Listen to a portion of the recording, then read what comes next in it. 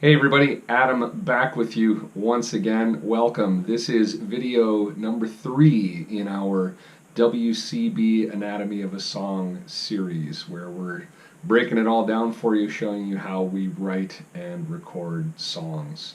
I'm super stoked for this video because today I'm going to show you finally some brass tacks stuff. Nuts and bolts. We're really going to get down to business and show you the beginning steps and how we build our song like we build a house. And first, we're going to give you a little studio tour. I'll show you a little bit about the gear that we have here, and then after that I'm going to start to record, and I'll show you how we begin by using two important techniques or tools, I guess you could call them. First being a click track, and I'll explain more about that when we get there, and the second thing being a scratch track recording. Okay, so click track and scratch track, that'll be coming up very shortly, so sit back, relax, and enjoy, and we'll show you how we begin. It all starts with the gear. I'll give you a little studio tour here that kind of give you a basic idea of what we have to work with. Okay, I'm doing this based on the assumption that you've never been to a recording studio before, and so if you know what this stuff is, great, bear with me for those of you who don't.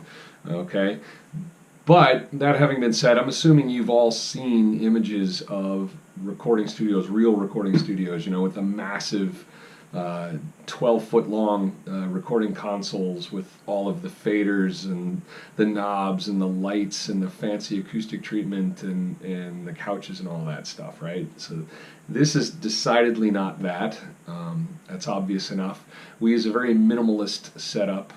To me, it really doesn't matter what kind of gear you're using if you're getting the results that you want to achieve. Okay, I'm a big believer in the idea that you don't have to spend millions of dollars to get great results in a recording, and I think our end results have proven that to be the case. Our last 3 albums were recorded right here in this room, and we did a good job ensuring that we got good quality recordings. We got good takes by having them played well by great players on great instruments, and I believe that matters more than having the latest fancy plugins or computers or anything like that.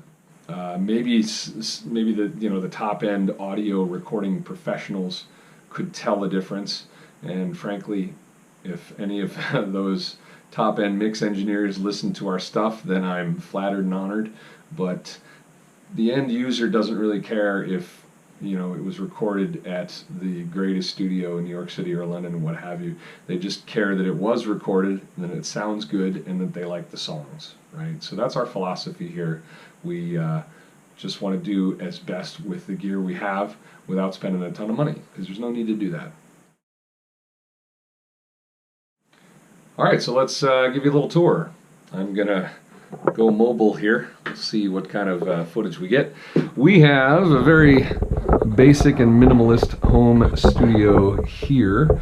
The brains of the operation, right under here, is a Mac Mini computer. I believe it's a 2012 Mac Mini, the kind that you could expand to 16 gigs of RAM. They don't make them anymore. They're all modular, and that's really kind of a bummer. But it starts with the computer. I've got lots of fancy stuff on this desk, as you can tell, but most of it is fairly simple in its operation. Good recordings all start with either what we call the source, either a mic'd instrument or mic'd voice, mic'd with a microphone, or if you have an electrical instrument like an electric guitar or a keyboard that you can plug directly in, we use that. But I've got lots of mics here. This is a microphone, a very basic $100 Swiss Army knife type microphone. This is a Shure SM57 that you'll find dozens of in any kind of audio operation around the world, either a bar with a live PA system or the best studios in the world. They have dozens of SM57s. These are really great. This is what's called a dynamic microphone. That's the type of microphone that it is, and we don't have to go into the science, but these things are really cool. I have its cousin, the SM58. This is used a lot on vocals live, and in the studio it can do some great things too. Again, this is like a $100 microphone. We've got other types of microphones besides dynamic. This is a dynamic mic as well, by the way. This is a Shure SM57B. This thing sounds great for like voiceover work or radio broadcast or miking big fat low-end things that put out a lot of noise, sometimes guitar amps, that kind of thing. I've got this guy, which is a CAD E70. This is a what's called a small diaphragm condenser mic. Condenser mics are a lot more sensitive than the dynamic mics are, so you want to make sure you're not giving it a really hot signal that's going to overload it and what we call clip and sound bad. But this, the sensitivity of it means that it can pick up a lot of articulation and a lot of just sound from whatever it's miking. These are great. I use them on acoustic guitars quite a bit. Fiddles they sound pretty good on too. Lots of applications. I've got another condenser. This would be a large diaphragm condenser microphone. This is an Audio Technica AT4040, $300. Sounds good on vocals. I use it on vocals, overheads for drums. Lots of different applications for that.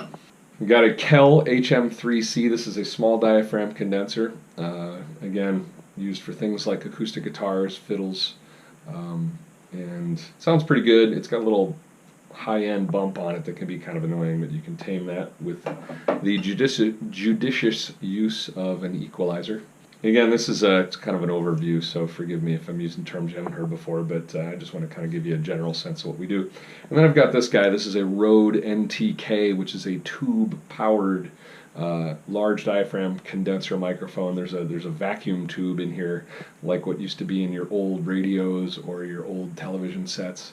Audio technology is interesting because it's the only example of technology that I can find that values older technology more than newer technology in a lot of instances.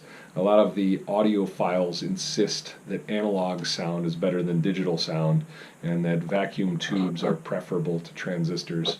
That's a debate that burns up the internet, so I don't really know where I stand on it. Some things sound great digitally, some things sound great analog. Again, I think it's really more about what you're recording. Is it a good performance? Is it captured well?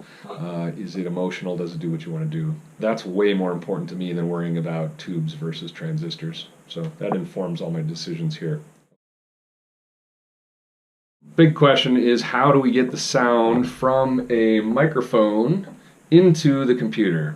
A couple different things that we use to do that. First and foremost, let's see here, we'll go down this way. We've got a couple little boxes right here. The one on the bottom is the one I'm most concerned about. Sorry there. This is what's called a preamplifier, the red thing. This is a box that essentially allows you to boost the power of your signal from your microphone, maybe color it a little bit with some added quote-unquote distortion. The preamp, in layman's terms, simply gives you a kind of a hotter signal that sounds really good before it goes into your computer, so it works better. And then on the top here, that is what's called an audio interface. This is an Apogee Duet 2, and it allows you to connect two different things, like a guitar and a vocal mic, for example, and run those into your computer. There's a couple different things inside that box. The first thing that's important is a set of ADDA converters, and that's basically a little chip that turns your analog signal, your sound waves, into ones and zeros that the computer can understand. Okay, and then the second thing in there is a sound card that processes the audio separate from your computer, so your computer's sound card, internal sound card, doesn't have to work very hard.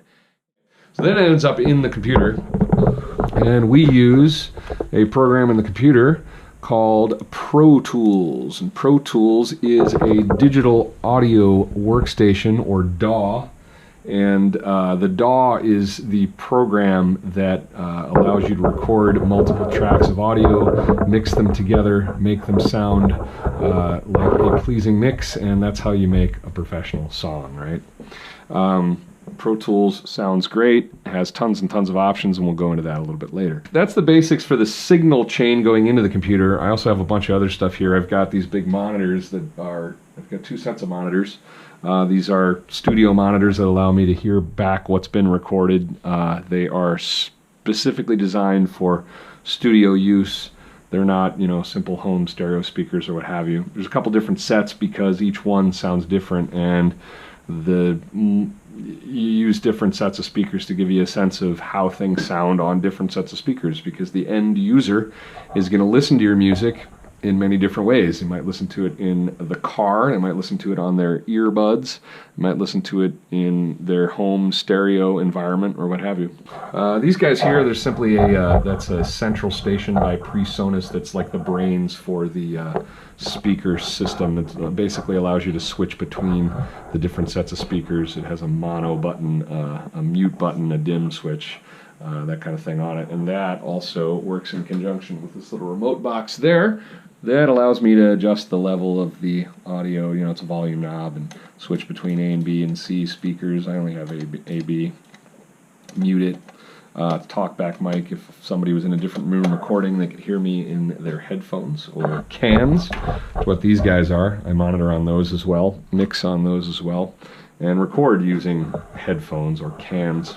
This guy, the orange guy, that's called an 11 rack, and that's a digital box that has a ton of different emulations of different guitar amplifiers and guitar effects and things that allow me to record a lot of guitar tracks without making a ton of noise and disturbing the neighbors by miking a real amp.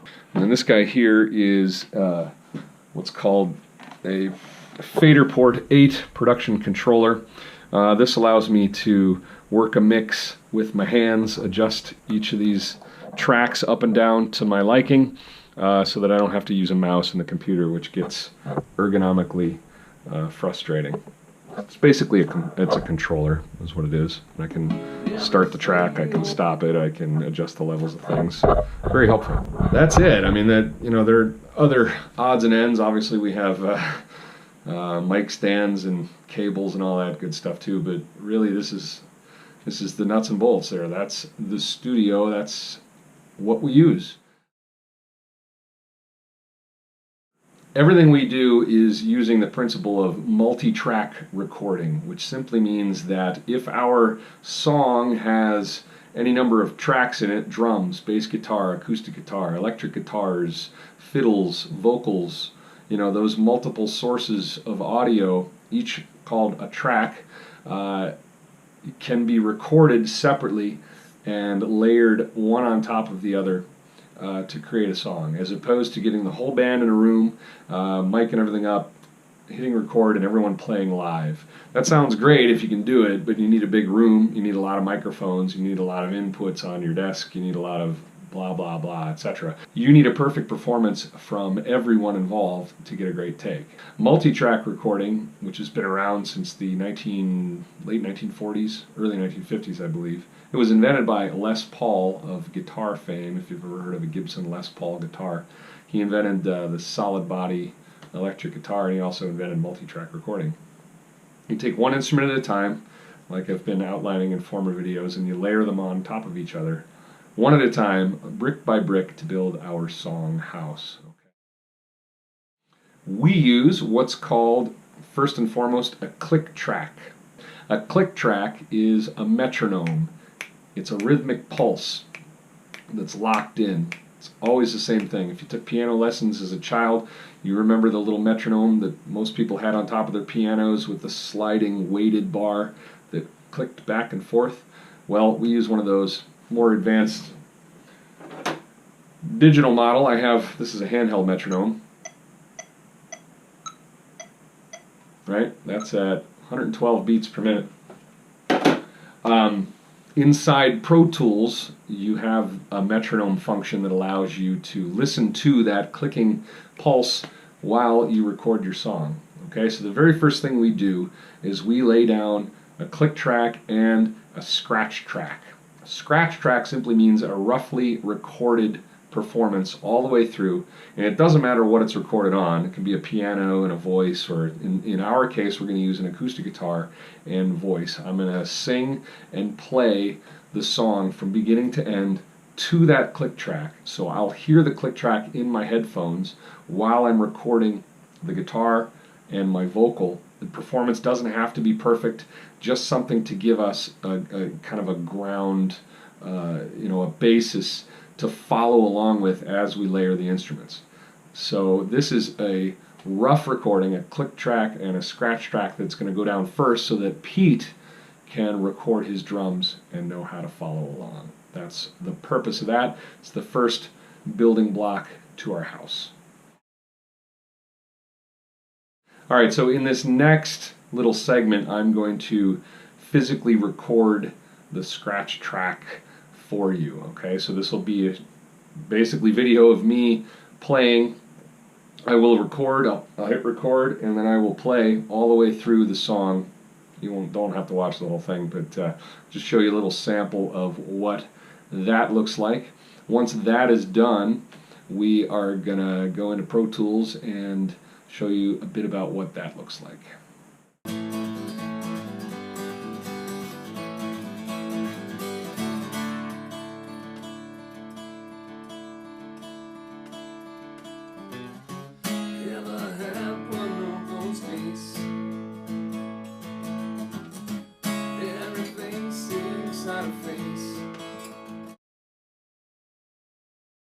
So we have Dropboxed our scratch track files to Pete. He is going to open them up in his version of Pro Tools and get to work recording drums.